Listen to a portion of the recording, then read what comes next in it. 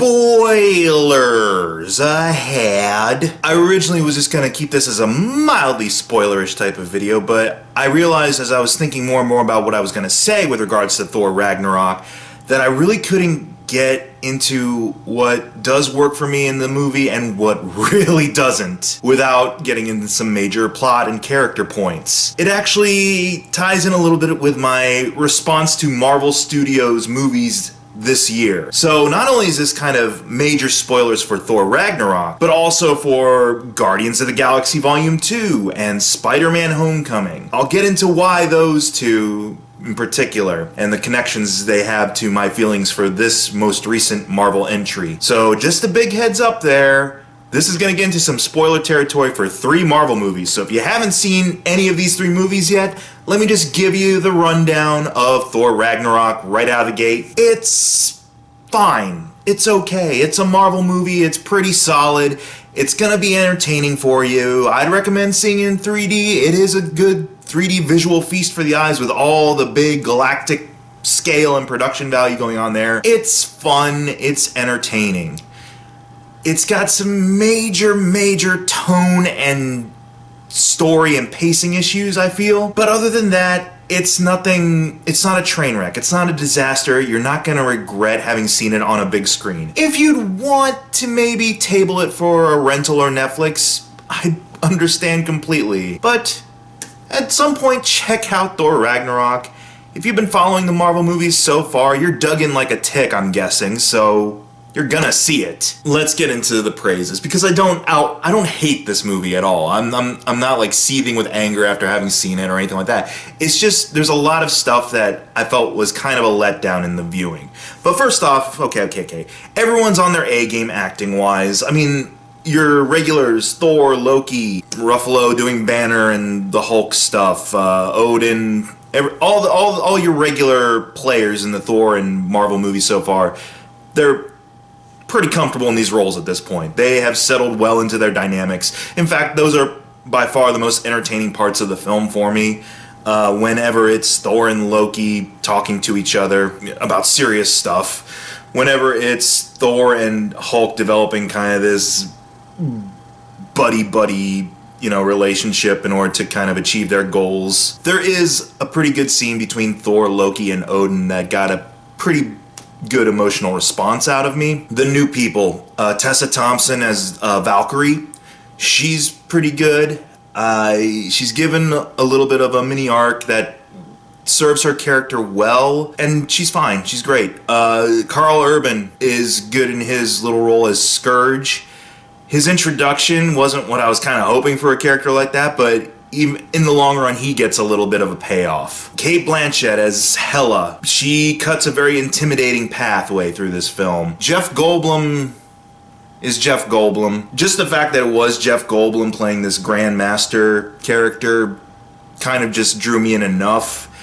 He's weird, he's eccentric. It's Jeff Goldblum in space. Not Earth girls are easy. If Jeff Goldblum was a space king and had his own planet to rule, and had a lot of orgies apparently, so maybe like Earth girls are easy. The action scenes, the visuals, like I said, go see it in 3D, it's worth that. You will be visually drawn in by this movie. It's got great production value, the settings are really colorful and really grab your focus, and the action is pretty top notch, and I love that it goes for that slow-mo stuff, but it doesn't go for like full-on Matrix bullet time. It looks cool, and it ties in with kind of the aesthetic they're going for, or the aesthetic I think they're going for with this movie, is that it's a rock album cover come to life. Imagine a Boston or a Meatloaf cover, Bat Out of Hell type of visual just put up on a big screen with Asgardians. Let's talk about what was kind of frustrating about this movie. I have no idea really what its focus wants to be. Its focus and its tone are kind of all over the place, and there's not really a lot of consistency. There's a nugget of what they want to do there and what kind of big emotional drive they want you to have throughout this film, but every time you think it's going to reach kind of its apex and its fulfillment with regards to that type of what I was hoping to get out of the movie, because out of all these Marvel movies, this is the one that I had the least amount of contact with the marketing. Because after Spider-Man Homecoming's massive spoilerific trailer fest, I was like, you know what? I saw the teaser for Thor Ragnarok. He's a friend from work!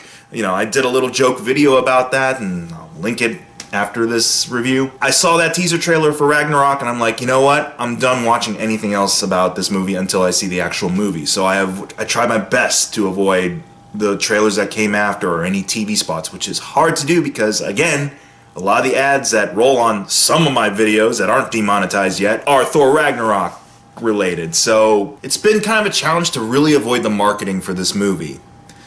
And I want to go in as fresh as possible without having read any reviews, without, you know, glimpsed any possible spoilers in articles and anything like that. As the movie was going, I was kind of hoping there would be some kind of big emotional character-driven payoff.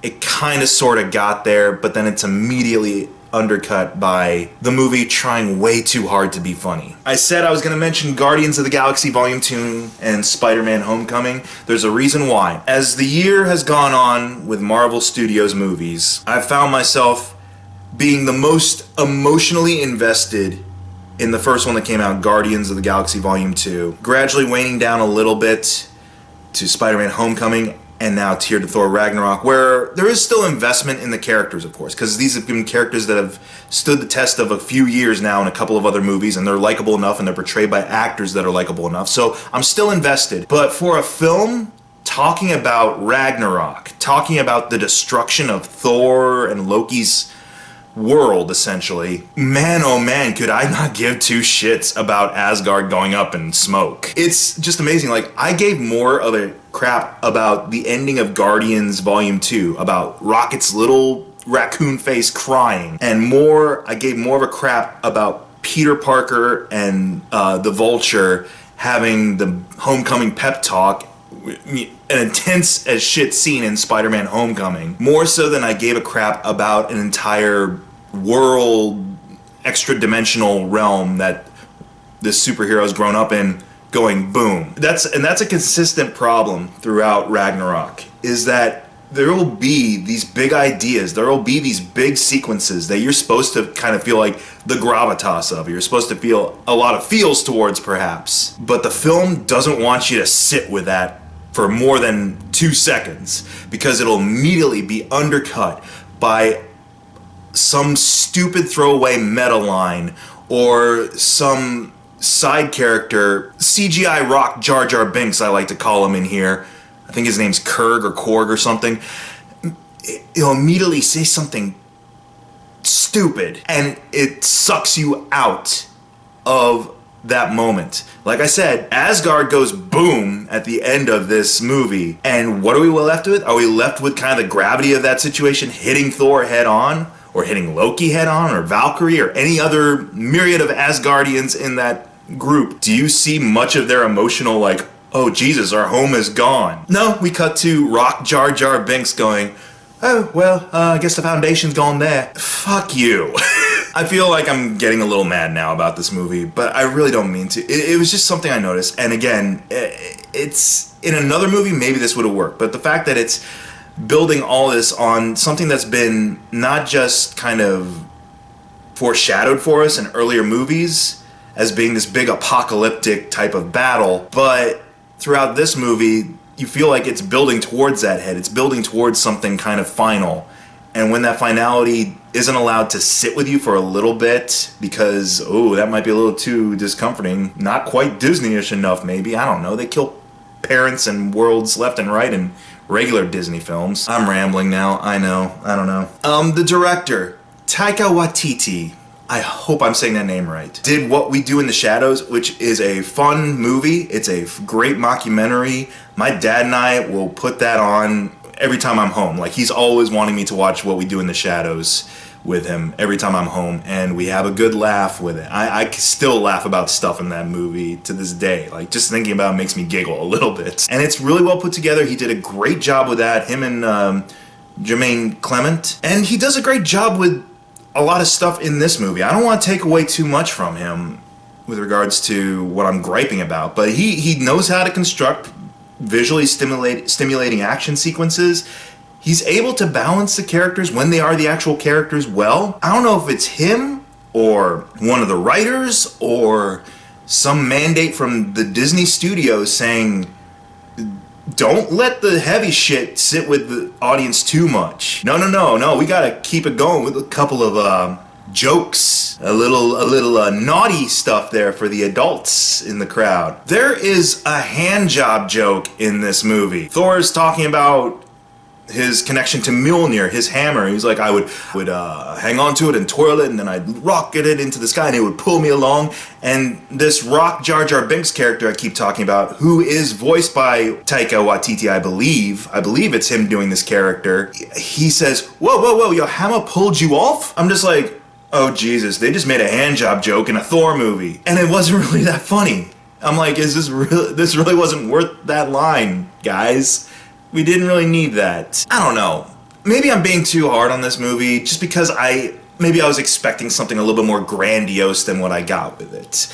With something being promised in something like Age of Ultron, where Thor has that vision of, oh my god, I'm going to destroy my home world and things like that. My power is going to become too great. Like, he's given that vision in Ultron that he's going to be the cause of so much death and destruction. When a movie promises that to come, and it doesn't really deliver so much on that in the actual film, that is kind of deflating. Again, that moment could have been salvaged had they actually allowed me to sit with a little bit of darkness. And that's kind of, this movie, more so than the others that came out this year, is kind of indicating somewhat of a slippery slope Marvel could be on. I know you have the DC films and they're way too dark. They need a little bit of levity injected into them, and Wonder Woman was a step in the right direction with that. Justice League, who knows where that's gonna lie tone-wise. But Marvel, I don't know. I'm sensing that they're really on this dead set trajectory of, we're never gonna get too dark with these. So when something earth-shattering like, say, an Infinity War happens, I wouldn't put it past the studio to undercut that tension, undercut that, high stakes, devastating imagery and performances from the leads. I'm sure a lot of our favorite characters' contracts are coming up, so I'm anticipating quite a few deaths to come in Infinity War. I wouldn't put it past mainly the Disney company to say, yeah, can we have Groot just punch someone for no reason because he's a moody teen at this point? Or can we have the Hulk maybe fart or hawk a loogie after Thanos breaks the moon or something? I hope I'm totally off with that. I might be totally off with that prediction, but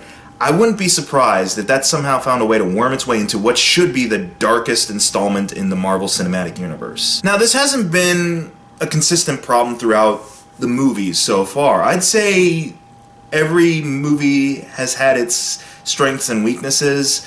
The Captain America trilogy, I feel, is the most balanced when it comes to action, when it comes to drama, proper characterization, and humor. Like, it actually definitely balances all of that stuff pretty well throughout First Avenger, Winter Soldier, and Civil War. The Iron Man films, 1 and 3, I feel, have the best balance. 2 gets a little bit too, stuck in a rut for its own good. Guardians, even though the premise and the characters take root in a very silly and comedic foundation, those are the ones I have the most, again, emotional resonance with, because they make you really give a crap about this talking tree or this bitter, angry raccoon. Like I said, Guardians of the Galaxy Volume 2 had the final scene that left me with tears in my eyes because this little raccoon is crying. But it wasn't devoid of humor. It wasn't too serious. It knew how to balance that stuff out really well. Spider-Man Homecoming. It's about this goober of a teen who happens to be a superhero, but it knew when to be serious and when to invest in that serious moment. Thor Ragnarok here, it'll have serious moments, but for a majority of these sequences, it'll immediately take you out of the serious moment with a lame joke. I wouldn't mind so much if it was something the character would probably do naturally, but the fact that they will incorporate a hand job joke into a scene where Thor is actually kind of fondly remembering you know, his favorite weapon that has been decimated at this point. Like, he's reminiscing about, like, at this point he feels that was the source of his strength, the source of his power. And you see Hemsworth trying to build up into that a little bit and talking about, like, oh, the things I could do with Mjolnir, the things I could do with that hammer. And then immediately you cut to this rock monster going, oh, you mean like it pulled you off then? It pulled you off then. That's my New Zealand accent. Sorry, all you Kiwis out there. It was a little disappointing that every time I would get invested in a character going down a certain path, it would immediately skewer left because, God forbid, we be a little bit uncomfortable or be a little bit more of something else than just chuckling at this movie. If it was legitimately funny stuff, I would probably care more. But a lot of the jokes in this film, they don't land. You're kind of left scratching your head a little bit about, like, what's funny about that? Like I said, when the characters are actually just interacting with each other naturally and the humor just comes from their natural chemistry, that's fine. There's a Doctor Strange cameo in this film, and that whole sequence I really didn't need to see. The only reason it's there, and in the post-credits for Doctor Strange is just to, again, remind you that this is all part of a bigger universe. I get it. You have the Hulk in here already. I don't need to see Doctor Strange. And I'm not against Doctor Strange being incorporated into the film necessarily. It's more about the way he's utilized here. Benedict Cumberbatch, I mean, he's Doctor Strange. He's doing the character justice the best he can, but it's so slapsticky and just kind of roundabout. At this point in the movie, Thor and Loki are looking for Odin on Earth, and Doctor Strange kidnaps Loki at a certain point in order to draw Thor to him because he's aware that they're on Earth now and he knows where to find Odin, even though you could have probably just found Odin on your own. I mean, he was in Norway. Go where Norse mythology is strongest, maybe? That's your go-to? I don't... Use your head, Thor. But yeah, Doctor Strange's incorporation into this movie could have been completely done without. And the reason it's there is to make a running gag where Doctor Strange is just bending time, I guess, or teleporting everywhere, and it keeps throwing Thor off of his game, so he's constantly just like, every time the camera, you know, jump cuts or cuts to another scene. That's literally a jump cut in time, I guess, time and space. So Doctor Strange will be facing him, and then it'll jump cut, and he'll be over here in the hallway looking at a book, and Thor's there with his beer stein, and he's just like, whoa, would you stop doing that? Okay, I get it. Every time the scene cuts, time and space cut. That was funny the first 2 times, maybe. You don't have to keep doing it. And then I just think Doctor Strange is a dick. Yeah, I kind of had a feeling of what the tone of this movie, what the many tones of this movie were going to be in the first 2 minutes. Thor has a face down with the big demigod, evil guy, suitor / MacGuffin at the end of the movie, voiced by Clancy Brown. So at least Clancy Brown is giving some gravitas to this mocap performance or whatever this is supposed to be.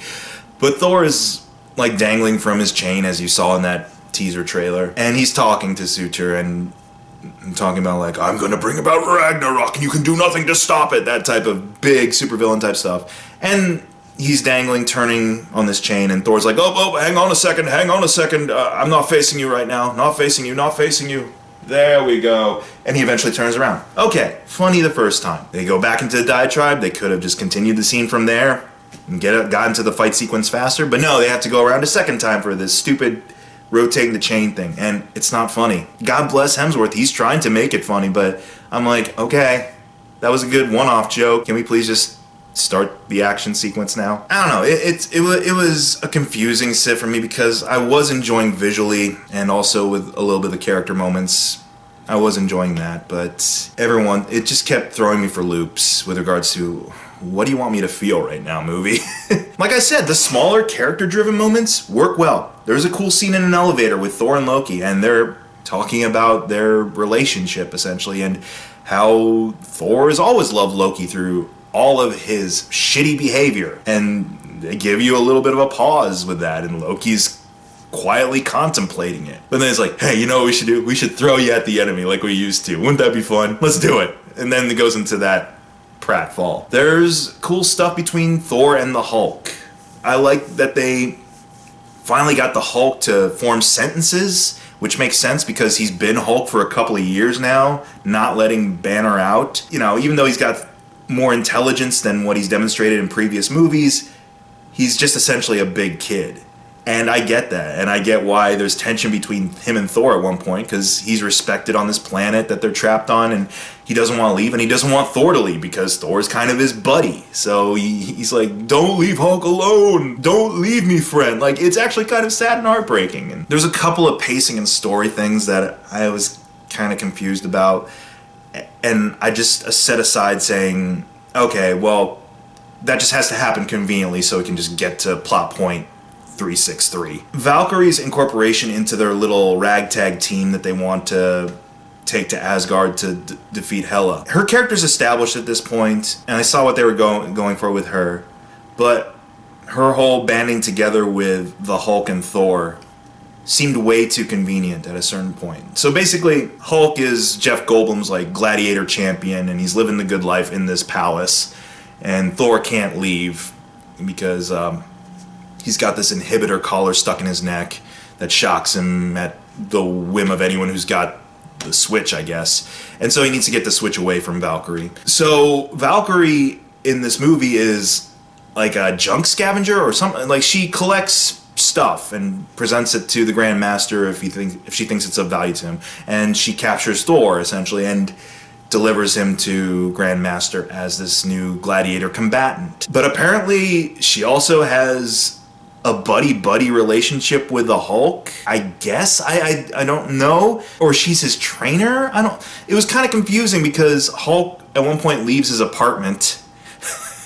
Anyone tuning into the video right now, or jumping to this point, if I just said that and that sounds silly to you, it's not as silly as it seems. Hulk goes to like train himself to be in gladiator matches, and I guess someone who's escorting him to his training is Valkyrie. I never got a good look at who it was, but I guess it's Valkyrie. And so at one point, to draw her in, she comes into his apartment and starts like sparring with him a little, like buddy, like rough and tumble stuff, and that's how Thor gets a hold of the switch that controls his shock collar or whatever. But I just kind of felt like, okay, so she's a scavenger, she's a bounty hunter, a drunk, but also apparently the fighting coach. I'm like, what? Why is she here? Okay, cool. And then I was just like, okay, let's just move past that little inconsistency just to get off this planet. I don't know, I feel like I've been rambling about this movie for a bit now, when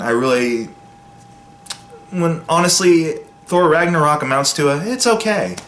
I'm not mad about this movie. I know I got really kind of worked up about certain moments, but just because it was kind of deflating to have what should have been really dramatic, high stakes scenarios get undermined by what felt like really forced, unfunny humor. It's a pretty solid film aside from that. Yeah, go see it. If you're dug in well enough with the Marvel universe so far, this isn't gonna be a disappointment to you.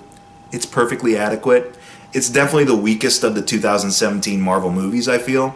I had much more investment in the story and characters in Spider-Man Homecoming and Guardians 2 than I did with Thor Ragnarok. That was something I guess I wasn't prepared for, because with a name like Thor Ragnarok, you expect some world-ending shit to really stay with you. The world-ending stuff really amounted to a setup for stupid jokes. Kind of left me a little perturbed, but not like I'm gonna never see this movie again. I want to check out the visual stuff definitely again. I'm a completionist. So go enjoy Thor Ragnarok, and maybe, I guess, have lower expectations than I did. Maybe this is just what happens whenever I deprive myself of the marketing of a movie, is that when my expectations aren't tempered or lowered by the marketing, I go in with a lot of high hopes, and those high hopes are immediately undercut. Justice League in a couple of weeks, I guess. I don't know, I'm kind of having an early Thanksgiving this year, so we'll see if I have time on opening weekend for Justice League, but I hope that's entertaining for the right reasons and not for the fact that I just got to see how this train wreck is going to fly. And yes, I meant to say that. So long, everybody. Don't pull too hard on your mighty Mjolnir.